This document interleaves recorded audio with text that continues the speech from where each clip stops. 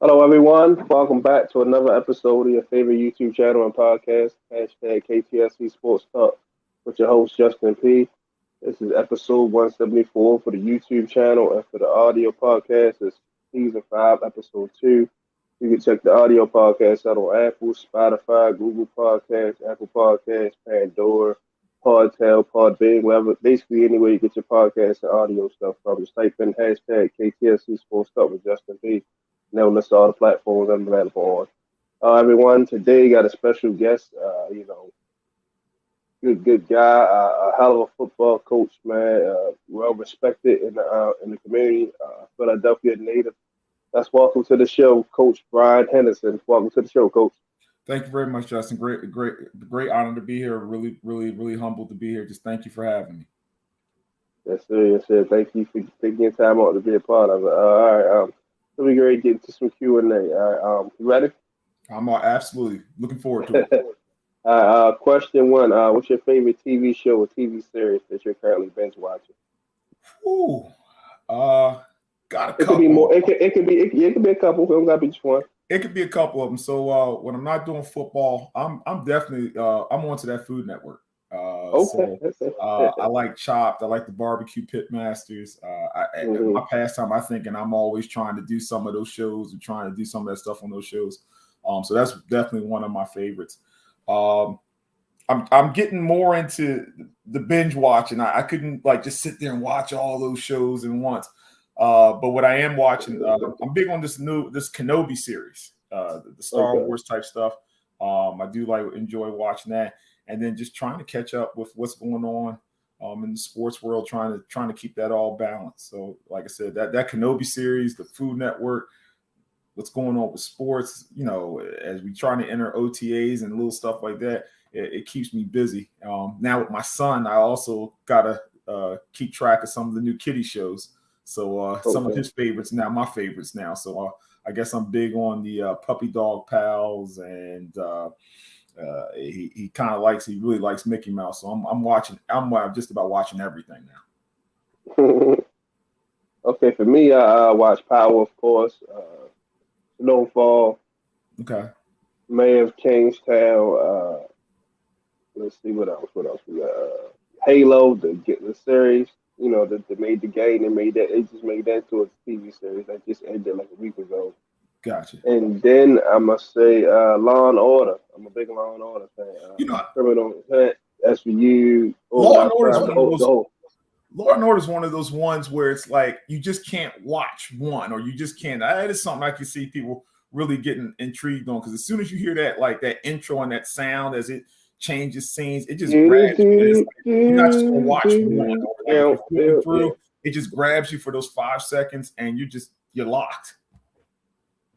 Yeah, definitely one of my favorite shows. All right, question two. Give me your top five favorite movies of all time. No particular category. Oh, top five. Oh, well, number one right now, especially after his passing, it's got to be Goodfellas.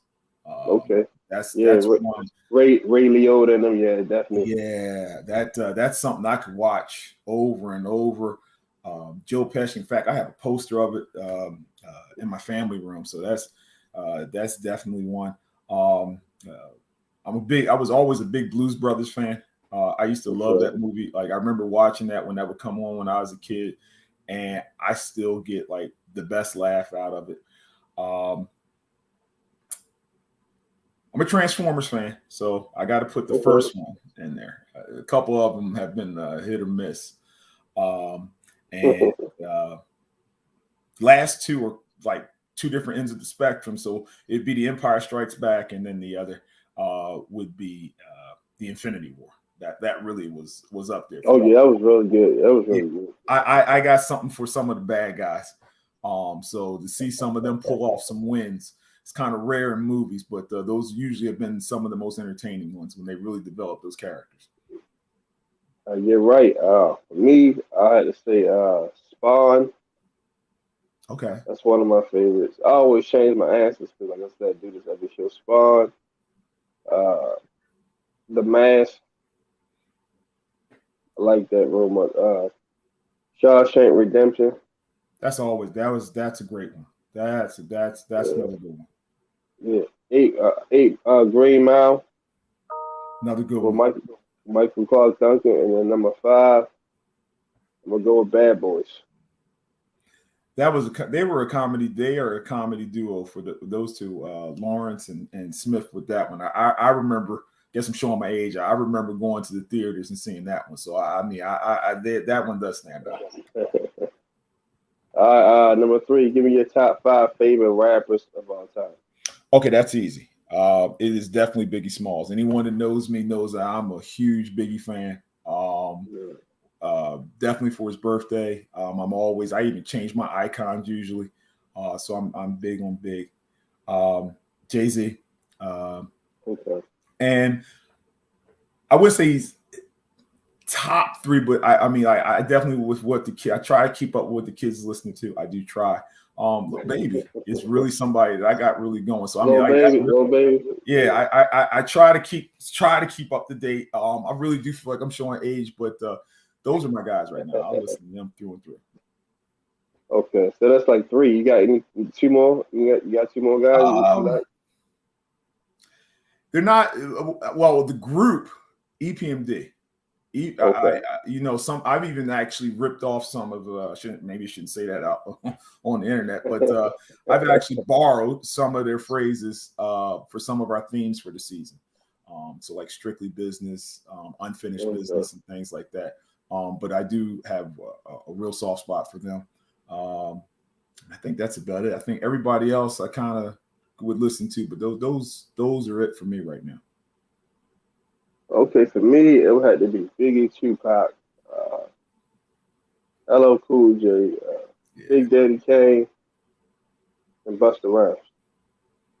Busted that's that he's been. I mean, he is really spawned. I mean, just spans so many decades, and his body of work is amazing.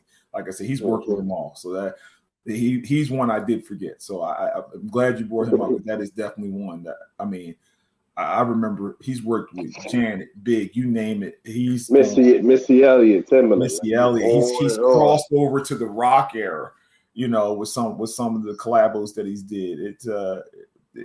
Yeah, he's got a whole list of complete library of work. Got you. All right. Question number 4. What's your favorite food or snack? Okay, so I'm from Philly, so it's obviously it's going to be the cheesesteak. It's kind of hard. You can't find it down here. Anytime somebody puts the word Philly in front of cheesesteak, I can't. That's sacrilegious. We can't do that. But definitely a good cheesesteak.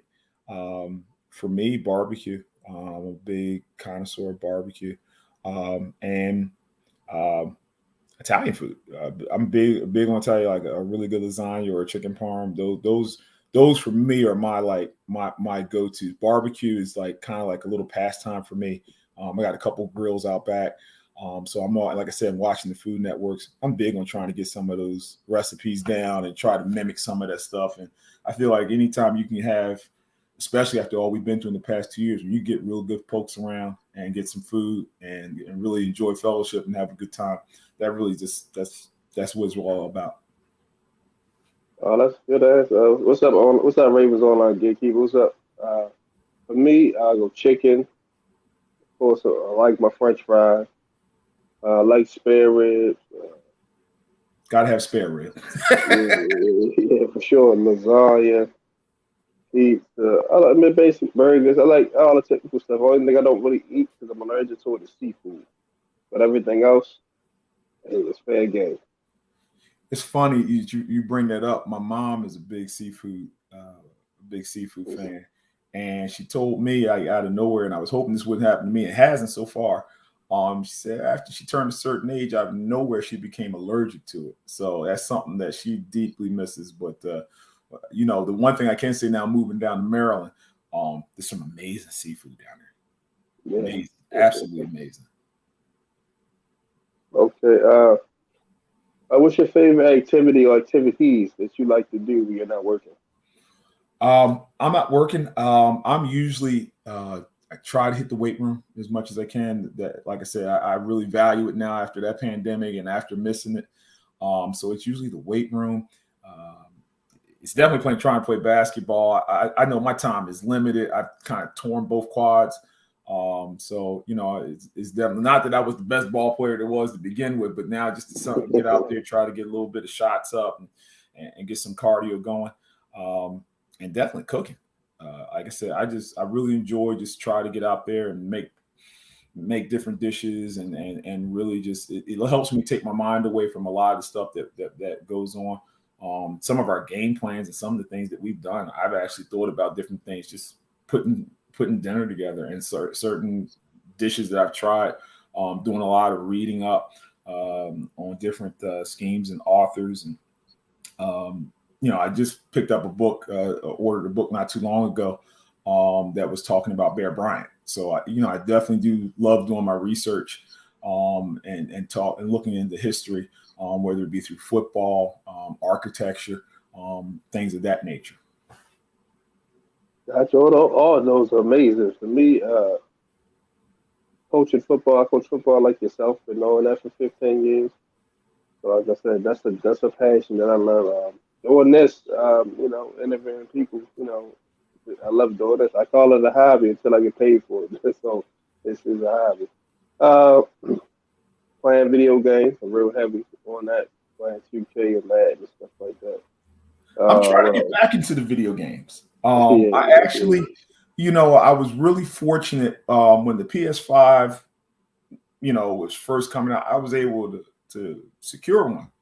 Mm-hmm. And I think that thing has sat and watched me more than I watch television. I really wish that I just wish that I could find more time to get to it.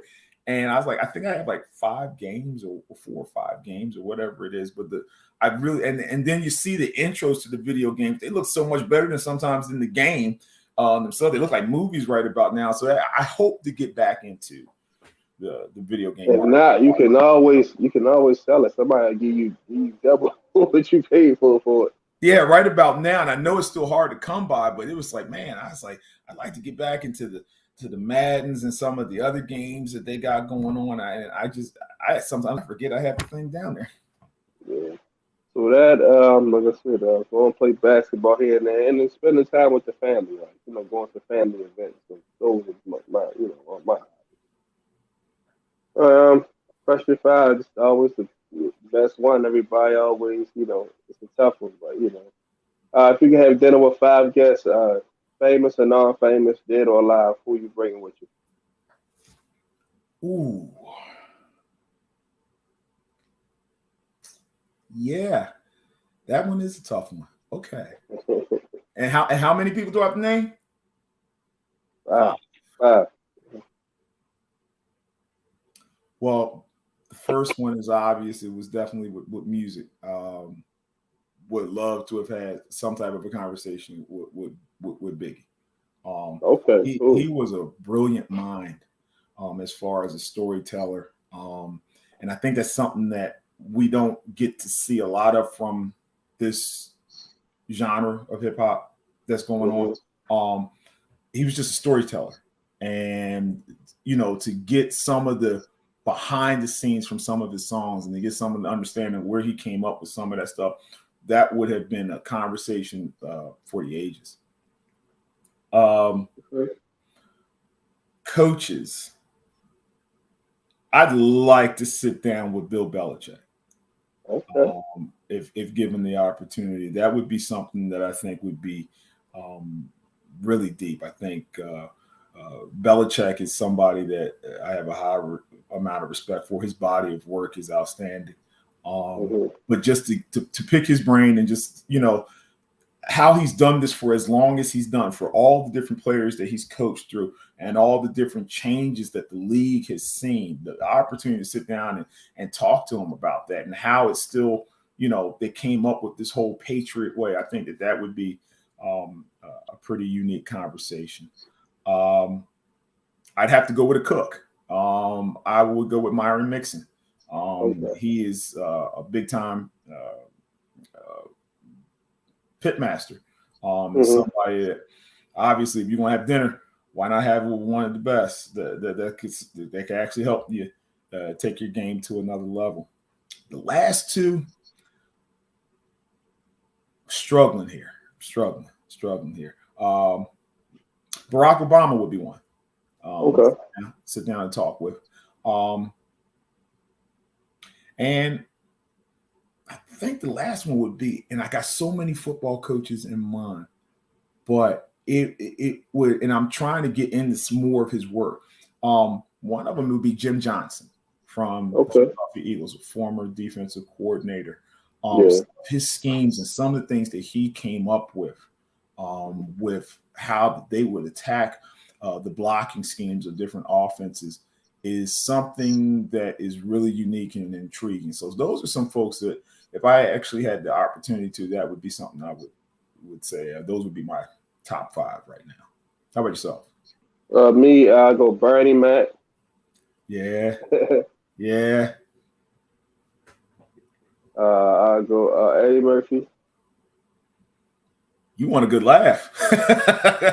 Every episode I do a different genre, I guess. Like today I'm gonna do comedians. Okay. I'm gonna go Dave Chappelle. Okay.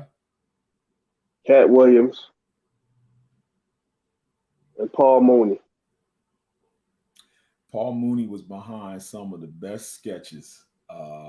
He had a lot of his hands in a lot of the Dave Chappelle sketches. So yeah, that was a good one. Those are good ones. Yeah, just want to, because like I said, want to, have a good time. Everybody, you get jokes from different angles and different perspectives. So yeah, it'll be a great time. All right, tell us about growing up in Philadelphia. How was that like? Oh, it was an experience. It brings a smile to my face because I was really blessed. I was very fortunate. I grew up in a single family home with my mom and my grandmothers that put their hands on me, raised me, and I'm really fortunate and blessed. I have a younger brother that I grew up with, and we grew up in a 3-bedroom home right in West Philadelphia. And so my parents did the best they could. And I will always say, if we were poor, I couldn't tell it because they made sure that we had everything that we needed. Big on making sure that we got our education.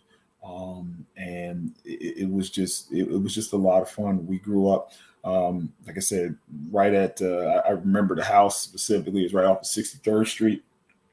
And then my mom moved us up to near the main line and went to private high school, Archbishop Carroll High School. And from there, all of our family was from Philadelphia. And it's just been a real blessing. My stepfather was involved. And my godfather, my godparents, everything was located in Philadelphia, and everyone had such a big deal to do. I at times could have been a little bit of a problem child growing up. And so it really goes back to the phrase, you had to take a community to raise a child. And they did, because I definitely made a lot of people work. But by the time I got to high school, I calmed down, played football for Archbishop Carroll. We went to 2 city championships, which would have been the equivalent of states down here. And as much as I love football, and I definitely did, I knew that there always has to be a bigger end game. And that really does come back from my mom. Really just, you have to have an academic, you have to have a plan, you have to have academics. And so after high school, I graduated and moved on to, I had my choice of either going to Drexel, Villanova, or Penn State. And I decided that I wanted to go big. I wanted to be an engineer. I didn't want nothing was going to stop me from that. And so I graduated after high school. I went on and became an electrical engineer from Penn State. And from there, I got recruited from the Department of Defense to be an engineer. Always loved football. And when I got down to Maryland, didn't have anybody. I didn't know a soul down here. My aunt and uncle were in Bel Air, and they were able to show me around the Columbia area. And I finally found my way back to football. I was starting to be a volunteer coach, and that was my passion. That was my love, and I decided to make it full time. That's good. Okay. Did you play football growing up, Coach? Yeah, like I said, I played high school football. But also I knew that like basically the high school level was basically where it was going to stop at, and always did love it. I played outside linebacker. I played inside linebacker, defensive end, defensive tackle. Archbishop Carroll back in the day, you had to learn both sides of the ball, so they trained me at offensive tackle, and I hated it. I mean, as much as I love the offensive lineman now, I have such an appreciation for it because we ran the wing tee, and I can still remember our phrases. I can still remember our plays. We passed the ball maybe about 3 times in the year. So it was definitely a far different game. We ran probably waggle pass maybe 2-3 times. I mean, they even put an article in the paper, "Thou shalt not pass." And we were Catholic high school. And so, no, but defensively, I've always loved growing up. We had the Eagles had some defenses that were just phenomenal. And like I said, to mirror some of the guys that we used to see, like I used to love watching Reggie White come off the edge and terrorize quarterbacks. Tried my best out there to do that. Got a couple sacks, but not the way he would do it. But I definitely love the defensive side of the ball, and I just love the strategy side of it. And I think that's what kind of got me back into wanting to be a coach. Okay, cool. All right. So, what was your first coaching job? My first coaching job was at Meade High School. So when I got down here to Maryland, as I said, I was really trying to find some more things to do with my time outside of work.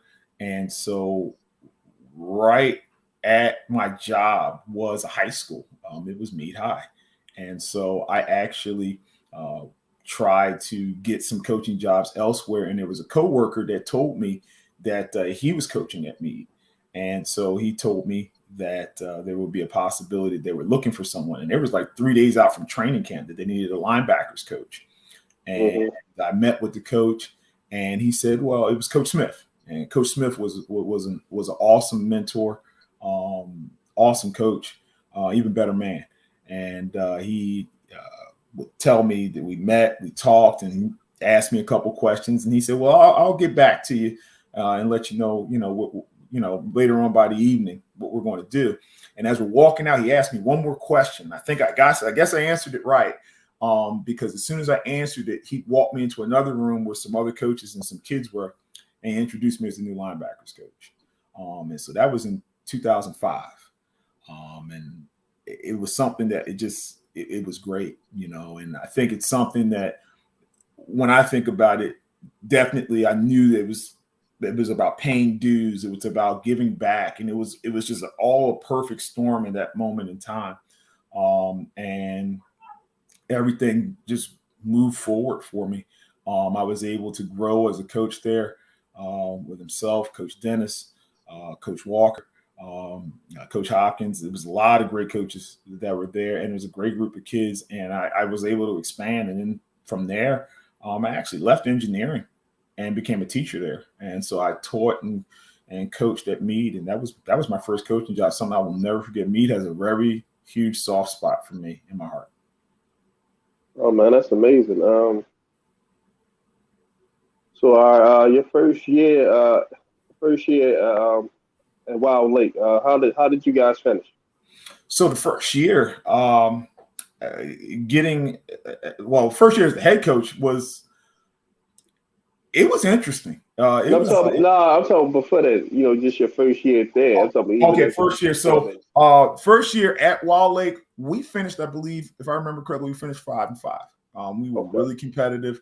Wilde Lake was, for me, I want to say it was an intimidation factor, but there still is an aura about the school. And it's one of those things where if you can make it there and make an impact there, you're saying something. Coach Duvall and Coach Harrison had been there and been a part of that program almost what seems like forever. Like I said, they're just celebrating their 50th anniversary for the school.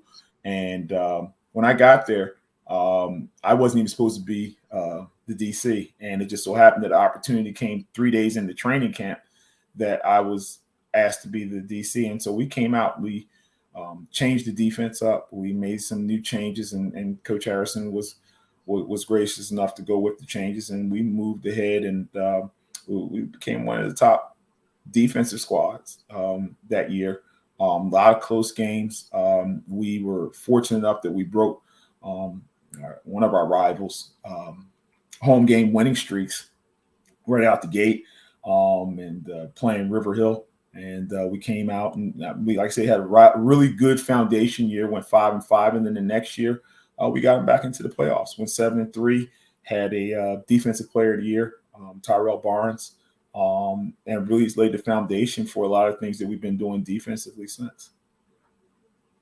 Okay, what was your philosophy? Were you a 4-3 guy, 3-4, nickel, dime? Like, what was your philosophy? My philosophy has always been, I started off when I was at Meade, I was a 4-3 guy. But I was always just mesmerized by the 3-5. And so we had a 3-5 scheme. And then I became a DC and tried to install it, and really learned different nuances from it. Once I had gone to River Hill, I actually had made a stop at River Hill, and was a part of their state championship team in 2011, and really learned some nuances of how to run it. And so I took some of that understanding, and then some of the things that I have known, and then the philosophy of just literally just going after the quarterback. I think I took some of the things I saw growing up, and just some of that Buddy Ryan, Buddy Ball type ideas, the bear defense, and going through, like I said, I loved what Jim Johnson would do with different blitzes and the way to attack schemes. And so we believe in just being extremely aggressive, attacking, and going after the quarterback. If you could go after the quarterback of an offense, if you can go after the head of the offense, the rest of the system can fall. And we go after guys pretty aggressively. I think one time our defense, like some of our schemes, we've actually had no safety. We've put them all in the box, and we would send guys all different types of ways. We could send anyone, anytime. We've drifted the linemen back. But the more important thing was, as long as the kids were having fun and they bought into it, that was really the big thing. And when you got the kids going like that, they'll always make you right, But there was a rhyme or reason. It was really just to go attack. We weren't going to sit back on our heels. We weren't going to be just reactionary. We wanted to go attack. And the main target was always go after that quarterback, get him to the ground. And if they don't pass the ball, they're going to have to at some point, and we got to make sure they pay for it. Gotcha. So your first year as the head coach, as the head man, how was that?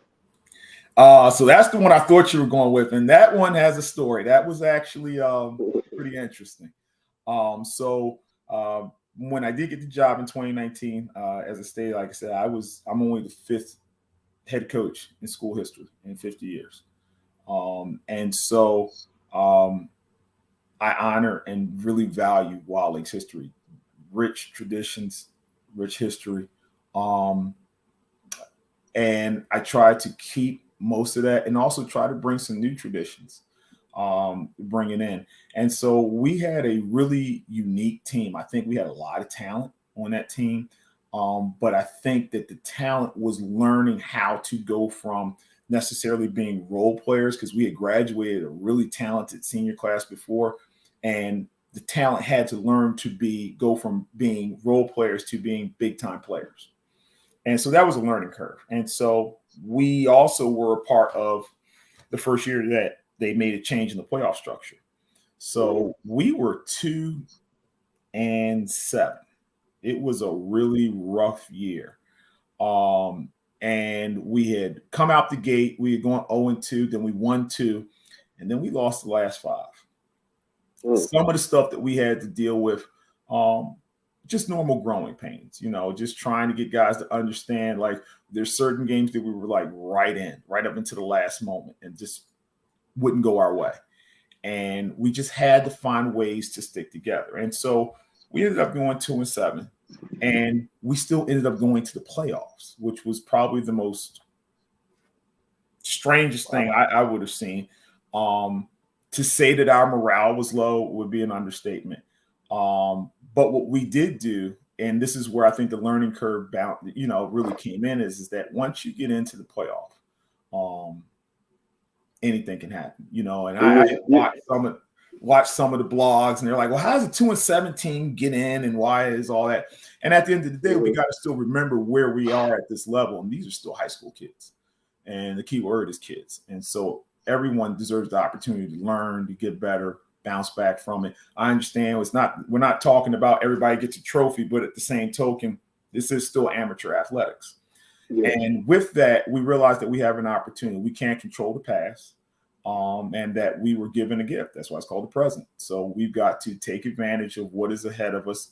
If we could learn from all of our mistakes, if we could have it all to do over, what would you do with it now? And this is what we presented to them, and to all of the kids' credits and the coaches. We actually got into the playoffs and got hot. We were obviously the last seed in the region. We took on the 1 seed, which was River Hill. We upset them 14-10. And it just kind of turned things around. We ended up being 2 games away from states. Okay. And it was an amazing run, something that I think that all of those kids and all coaches and even the community will forever remember. And it kind of gave us a springboard to get us going for the next year, that we didn't start off that slow. We actually started off pretty hot the next year. And of course that was COVID, but it was very fortunate. It was a great exposure for our program. I was awarded the opportunity to be recognized by the Ravens as one of the coaches of the week. It was a huge upset of that magnitude. And then we went on the next week to win again, and got all the way to the quarterfinals, 2 games away from states. And so it was a special moment. It was definitely something that I will never forget, and I'm sure our community won't. So how was year 2? Year 2 was really unique, because that was the COVID season, and so we thought that, wow, coming off of that playoff run, we had the pieces. Everybody now knows how to be players, and then COVID hit. And so now, it helps put things back in perspective, because at one moment we didn't think that we were even going to have a season. And then to turn around and out of nowhere, it kind of felt like, okay, well, here we go. And we're going to do this in February. And we're like, oh. And it was like every chance you got, you had something change or something different happening. So we couldn't even at one point practice because of all the rules. And then, everyone was kind of like taking this as it was. We couldn't even practice as a team, as a whole team. We had what they call pods. So we had a group of 20 kids on one side of the field that couldn't come over to the other side of the field. It was deep. And so we had to figure out ways to maneuver. We were limited on practice time. We were given like 1 hour to practice. And we couldn't even really, we had so many kids that were interested to come out that we had to break up that 1 hour's worth of practice into 2 half-hour practices with 2 different sets of kids. And so we were really fortunate and really had a solid season. I think we finished 3rd or 2nd that year in the county. We had the defensive player of the year. We had like a number 2 ranked defense. We had an amazing year. 4 or 5 of our guys from that senior squad who had been 4-year starters went on to play college football. It was a very successful year. I think our final record out of 6 games was 4-2. So we had a really successful year in year 2. But I think what was more successful was to be able to come out of COVID, to get back on the field, to be competitive, and kind of be that guiding light for the community to try to get back we'll never get back all the time that was lost, but just to put things back in perspective after that COVID, to get everybody back on the field and give the community something to look at, to cheer on, and try to get back to normal as best we could. That's what really makes, I think, the 2020 season so successful. Year 3, the 2021 season. How was that for you? The season that just passed. 21 was a competitive year. we lost 3 games by 1 point. This for the first time. This is one of very few times we didn't have a kicker, and it definitely caught back up to us. We lost our first 2 games by 1 point. Home opener, we lost by a point, and then the game on the road, we lost by a point. Later on in the season, we took some pretty tough injuries. Our squad went as far as 0-3, and then bounced back, went 3-3. And then we lost our starting quarterback, who finished with an honorable mention for the season, who's actually Kofi Bompong, who's actually going on to play at William and Patterson. And so we navigated a lot of adversity. We just missing a couple pieces. I think we finished the year 4-6. We lost in overtime to River Hill 3-0 in overtime, and like we hung in there, and then, like I said, came down to a kick, and that's just the way it bounces. But we have a majority of our team coming into this year, so we're very excited. A lot of young places, got a couple people that will be trying out for kicker, and so we're pretty excited coming out of that learning season and trying to push forward and trying to get back as close as we can. Wilde Lake has 6 state championships in football, and we're trying everything we can to make sure we can get back and compete for 7. Well, I like the sound of that. How many kids have you sent? They play college football, so since taking over the head coach. Well, I can tell you from this season alone, we sent 8. Okay. Previous year, I believe we were up to 5. And the first year, I believe we had 4. Okay. So we're putting out a couple of guys that we're making sure are getting exposure. We've been around. I mean, we've watched our guys go from all the way across all the divisions, 1 through 3. We've had a couple guys. We had one just as recently playing at the University of Maryland. We've got another young man who I said, Ramel West. Right now, he's at Stony Brook. We've got a bunch of guys that are going across the divisions. We have 2 guys that went Division II. Keandre Dorsey was going to Wheeling, and Elijah Queen, who's going to Shepherd. We sent Shepherd 2 guys so far. We have a corner there from the 2019 Christian Lassane. So we've got a lot of guys, and to all the guys that I know I might be missing, Coach Henderson's got a couple concussions, so I do forgive me for that. But we have so many guys that I know have moved on and have played, and we are so grateful to them. These are some of the guys that just have stand out, and we have one young man that looks like he's going to be making a move to Catholic University as a wide receiver, and that's Colin Pierre. It's just so many guys that we are really fortunate. We're very fortunate enough to work with that have gotten the opportunity to move on. And the colleges have been great, especially under this new system with the transfer portal and things like that. This has been, I really got to give a shout out to all the colleges that have come through. And we've had so many that have come through right up and down. Like I said, University of Maryland's been through. You name them, they pretty much have been through. We know a graduate assistant and D-line assistant down in Auburn, Malik Forrester, who's a former player of mine that I stay in contact with. And so it's just really been great to have these contacts across the board from all the different divisions that would come through and have put an eye on some of the guys that we've been putting out. We put out more defenders than we have offensive guys up until this year, and we've got a lot more offensive guys coming up, and a lot of guys that I think will really make a name for themselves in the couple years to come. Oh man, that's awesome, Coach. So when a college coach or recruiter call you, ask about a player, like, what do you tell them? Like, what kind of rundown do you give them on the kid? That's a real good question, and the big thing that I like to do is I have to be as straightforward and as honest as possible. And with that comes back to the responsibility that I have as the coach of preaching about character and talking to the kids about character and grades. And so I explained to the kids when these college coaches are calling and they ask that exact same question, I said, they're basically putting their mortgage on the line. They want to know, who is this kid? And the one thing I don't want to be known as is someone that just says anything to get a kid in. On the flip side of it, when you do that, you might get that one in, but what about that kid after him? And what about those generations? If you plan on doing this job for long term, you want to build that relationship up, that you're trusted, and that, the guys you're recommending go through. And so the number one thing I put out there is, do you have to really worry about? And then if the answer is no, I'm like, this is someone you definitely want to look at.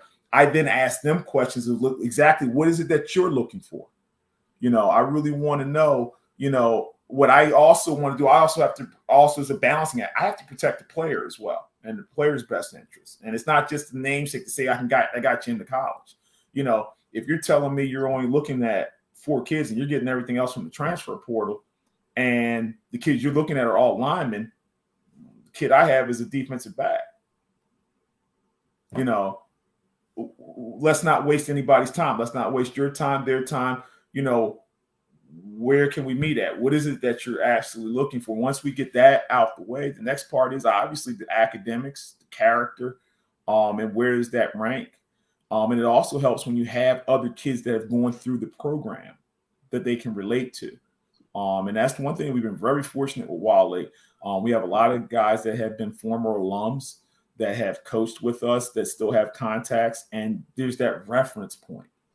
Because everyone is unique, but it's at least a reference point to say, hey, do you remember this kid when he came through? And he's like, well, yeah. He's like, well, if you loved him, this guy is right out that same mold, and that's something that's an attention getter. But obviously the character, the academics, and then one of our phrases is it's the hard work. Hard work beats talent when talent don't work hard. And so if we got some tough guys in our program across the board, and I'm just not talking about the players, coaches. We just got some tough guys, hardworking guys. That's what I think you really want to build your program on, and bank on. And I tell college coaches that I'm like, this is someone that if you were to hit the reset button on your program, where do you want to start with? This would be the type young man you want on your program. This is the type young man that's going to represent not just the university, but your program, but represent you all the way through academics and on the outside. Okay. So do you take your players like to college games, like on a Saturday, you take them up to Morgan State, Bowie State, drive up to Maryland, like stuff like that? So it's a no-brainer for us. We are putting miles on cars left and right. We're taking guys as many different spots as we possibly can. In fact, we just came back not too long ago from a trip from Penn State. Okay. Coach Smith and Coach Franklin were very gracious to us and opened up. Had Beaver Stadium opening right before a couple practices. But we've taken a couple kids to see a couple spring games. We take them down to see the regular games and have them in practices to really try to get some exposure to what that college life is like. And we tell them this is a business decision. This is your first real major business decision. And so we try to train them up on what type of questions to ask and how to interview, and help them out in the process to understand that this isn't just them as the college is interviewing you, but you should be interviewing them to see if this is really for you. And again, we just stress the business aspect of it. Within the past 4 years, the landscape of how a recruit is to make business decisions has changed drastically, and it's had a trickle-down effect on every division type kid there is. And so if there's anyone listening, do your homework. Do understand that this is a business on all sides, and that you need to make sure that you have the right people, the right circle in that business decision. But ultimately, that decision has to be yours, and you should be as well informed as possible. And we try to do that, from giving them an understanding of how the financials break down, the different acronyms that are used in financial aid. That's not talked about a lot. And so we try to bring that information up. We talk about when they can talk to you. Like, we try to spell this all out. We do this for our parents. There's a lot that we do behind the scenes to make sure that student athlete is ready to, one, get through the recruiting process, and two, make the best informed decision they can. So how does the head those? I want to say fire those uncomfortable conversations, letting the kid know, hey, you're probably not D1 material. You're probably better off going to a HBCU or JUCO. Like everybody's not meant to go to Miami and Florida off the gate, stuff like that. Well, those conversations are really, they are tough. But the one thing that we try to really be straightforward with the kids. And there's where I think asking college coaches what it is that they're looking for. Like there's certain things that you pass the eye test, you pass the eye test. But if it's like you ask the kid, if you're playing linebacker and you're 5'8" and 138 pounds. Yeah. Okay. So this might be good for this level, son, but look at the measurables here of just the freshmen. See, I don't think it's, you just can't pull out the tape on the kid that's been in the program for like 3 or 4 years, has done the workout program. You want to look at what they recruited, and you also want to look at where they are with that recruiting class in those positions and where do you stack up at. And so you just have to hit the cold hard facts of, okay, you can put all your eggs in this basket here with this uphill battle, or you could put your eggs, or you can try to make some business decisions where you can look at where your height, your weight, your skill set, and what you do.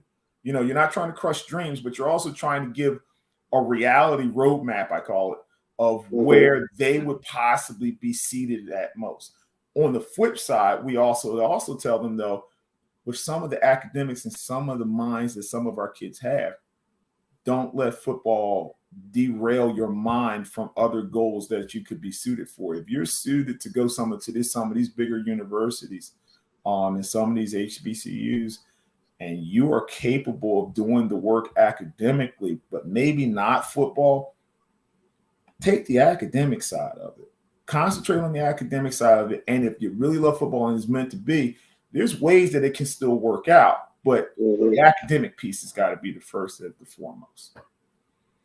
Gotcha. So, So, what's your thoughts on Nick Saban's whole comments about Texas A&M and Jackson State? I know a lot of coaches looking like, that he's a little nervous. What's your thought, Coach, being a fellow coach? Well, I think Saban's comments, and I'm pretty fortunate enough that I've actually, that's not the first time kind of that he's said that, something similar to that. He has been kind of warning college football for quite some time about what we were getting into.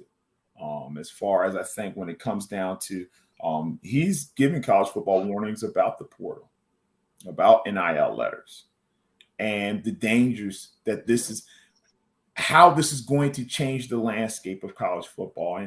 And I think more of that, I think, is just, I'm not making excuses for him. I think that was more or less the frustration of where this is heading versus, someone trying to give you a warning of where we shouldn't be at, and really putting it out on the forefront that, this is not where we need to be at as in college football. Like, this is really going to, and in my opinion, I do still think it's going to get a lot worse before it gets better. Like, this is not, there's so many moving elements. It's out of the box right now. And I think what we're watching is now we're watching the NCAA and a couple other entities trying to put it back in the box, and it's not going to work. I think right now that was more or less a frustrating piece. I think that I wouldn't have possibly put another school. I wouldn't have put another school out there like that unless he knew something, obviously, right firsthand. But I still, that was just more of a frustration because there's no doubt that man loves college football and loves where it is, where it is gone. But where it's headed with these new elements, I think that's some of his frustration. Me, my opinion, I think he's just getting nervous. That's just me because, for example, a kid, he can't just go to by his mother, grandmother, father, say, "Hey, come to Alabama. We try to win a national championship." Nah, you gotta. It's more to it now. Like Travis Hunter, anybody knew it. A kid like his talent was automatically, from the narrow mind. He was automatically went to a Bama or USC or Florida State. The HBCU wasn't supposed to be in his vocabulary, and he did one outside the norm and went to Jackson State, which is a game changer. Because like I know, Coach, because you're older than me, a lot of Hall of Famers came from HBCUs. Yes, did. It's more Hall of Famers that came from HBCUs than they came from Power Five, if I'm not mistaken. So I'm trying to figure out, so why was it such a culture shot that he decided to go play for Dion instead of Nick Saban? What I think about too is Alabama's name right now is, I mean, there's nothing like it. If you just look at just what they pulled out of the portal, okay, the receivers they pulled, the defensive backs that they pulled, their name is strong, and so it's not one of those things where I think that I wouldn't say he was nervous about it, because when you're at the top or at that top echelon, it's not nervous that, that's not what's going to make you nervous. Okay. I guess my wording was a little. You get what I was trying to say, maybe. Yeah. I mean, this is my opinion too. I think that what I was trying to make a point for the best is, I think he does not want this to come down to Wilde's. Okay, gotcha. I think that he really wants to protect college football and the integrity of it. And let's face it, there's always been that element of, hey, this name's got the heavier name. They can still pull the recruits. But at the end of the day, the product was always what came out on the field. We're getting into a time now that it's not just the name, it's the name attached with the dollar signs. You don't want basically, he don't want people buying kids, basically. Correct. And that's unfortunately, now we all know behind the scenes where, yes, there was some elements of that. There's one unspoken things that everybody kind of, yes, we knew that was there. We're now putting this all to the forefront now. Right. And what does that, I mean, at a certain point, the argument becomes, and I think that's where he was getting at, is this still going to be considered amateur athletics? But now they're getting paid, so now they can become professional. And in that element of it, there's so many different things to go into. Like I talked to the kids about this the other day. I said, hey, when's the last time you heard about these NIL letters? How often do you think these kids are being briefed on the tax implications of it? There's so much that goes along with this that, you compound that with just being a student athlete at that level is already hard enough. You start throwing some of these other elements on it. It's such a different landscape. And we've watched this all change within 3 to 5 years. And it's deep. It's really deep. That's my thing, Coach. These kids deserve some type of compensation. I know you probably would agree, because think about it. The scholarship to take care of your books and your room bill, but these kids still gotta eat, they still gotta get clothes, or they want to fly home to see the family, for say if it's a death for the family. Like, they still need money for other means. You know what I mean? Absolutely. The cost of attendance and the stipends that they get versus what is made off of them. What? Nowhere near close.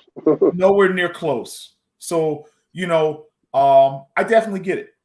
I think that is where this was coming to a head. Like, people forget, up until a couple years ago, I mean, Robert, you remember this, they had a college football games, college basketball game, video games. Of course, yeah. And universities, everyone had their hands in different pots, except the main people of why you were buying it, which was the player.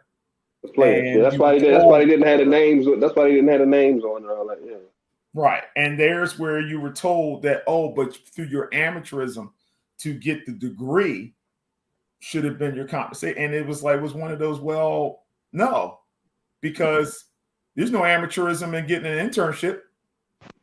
When you get an internship, you're getting paid sometimes top dollar.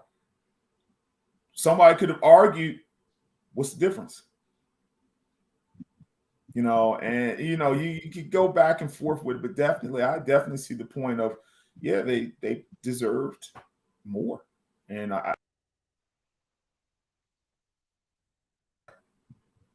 think that's what we're getting at. Or can we come up with a better way to do it? And I think that's, nothing. I don't think anything will be perfect, but this way's a little scary.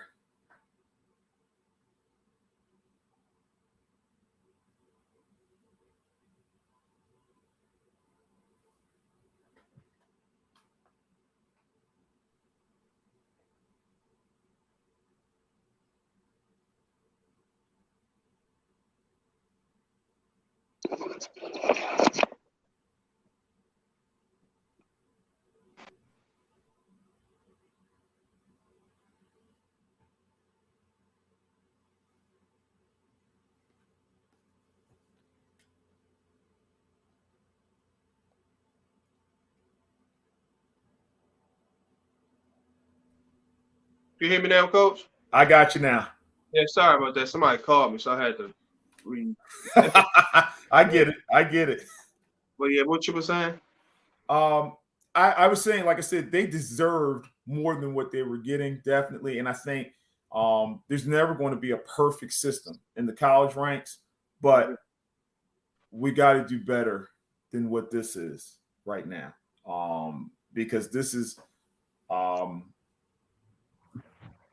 changing the landscape in such a way that we just don't know where it's headed, and I think that basically this is a vehicle with no driver right now, and that definitely is not a good sign. Yeah, I agree. Like you said, but they just got to put a limit on it or put some type of like cap on the wheels, or they're not making more than a coaches and stuff like that. I also thought that I think some more education with it would help too. Obviously where some of these guys are coming from, where they're pulling some of these guys from, they're dangling money in front of these guys of an amount that is unreal. Like I said, when was the last time you heard them talking about what we're doing as far as preparing them for the tax implications of it? How to break this down, what to look for. There's just so many different loopholes. There's so many things getting missed in all of this. And everyone said they were ready for it and they wanted it, but it's like, are you sure? Careful what you ask for. all right, man. Yeah, that's good stuff. All right, Coach. Just give me your thoughts on the Eagles draft and then how you think they're going to do this season, and we'll wrap it up. So I'm usually a pretty tough Howie critic. I thought the Eagles did outstanding with their draft. Really excited how they pulled off the A.J. Brown. And their picks across the board to meet so many different needs. I'm pretty excited about. And so I think that that NFC East, I hope we become as a division a little bit more competitive. I'm definitely not going to name some of the names because I am a starch Eagles fan, but I'm not going to give them too much airtime. But I believe that Hurts has got some weapons now. And we're going to see what they can do. I think that this is one of the better drafts I've seen from them to address so many different needs in so many different ways with the picks that they had, and Howie just did a really good job, I think, swinging all that for the picks that he got. I thought that was, outstanding. I love that the caption of like there was 700 pounds of Jordan that the Eagles had. I thought that was hilarious. I think that the linebacker, I believe his name is Dean from Georgia. I just feel like that they hit so many good needs in that draft to get them to go in there and see how they can improve. I think the Eagles last year, got into the playoffs. Obviously, that first round when they got bounced the way they did, like Tampa Bay, it kind of showed you that majority of those wins were against teams that that were struggling. I think the next step for them is to start beating, and if they want to become one of the higher echelon teams, they got to start beating those teams, those top-ranked teams. And I said I wouldn't say their names, but for me, I do think right about now, unfortunately, Dallas is still at the top of that division. They got to beat them. They didn't beat them at all last year.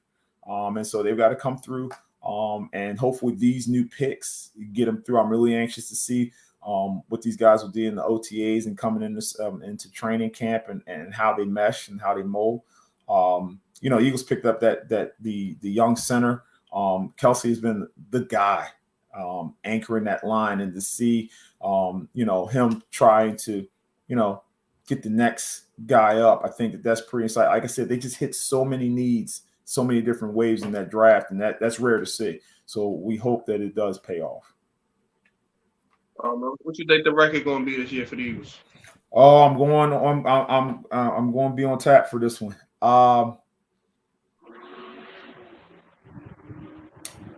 I say we potentially have a 10 or 11 win season this year.